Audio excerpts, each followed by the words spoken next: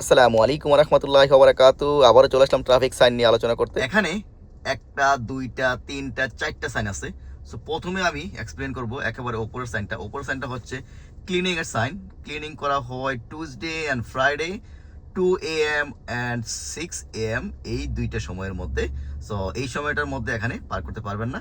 তারপরে দেওয়া আছে নিচেরটা হচ্ছে no standing Monday through Friday 7 AM to 10 AM and 3 PM to 7 PM, অর্থাৎ এই সময়টাতে এখানে দাঁড়ানো যাবে না। তারপরে আছে 2 hour meter parking, that means only for commercial vehicles only.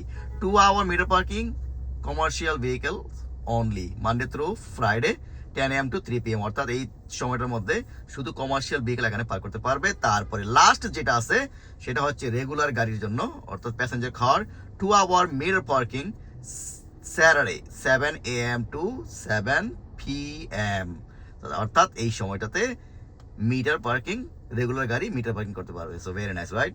Complicated অনেকগুলো সাইন একসাথে। সো এরকম আরো বিভিন্ন ধরনের ট্রাফিক রুলস সম্বন্ধে জানতে হলে আমার পেজটাকে ফলো করে আমার সাথেই থাকবেন। ভালো থাকবেন আর ভিডিওটা বেশি বেশি করে শেয়ার করে দেবেন। আল্লাহ হাফেজ।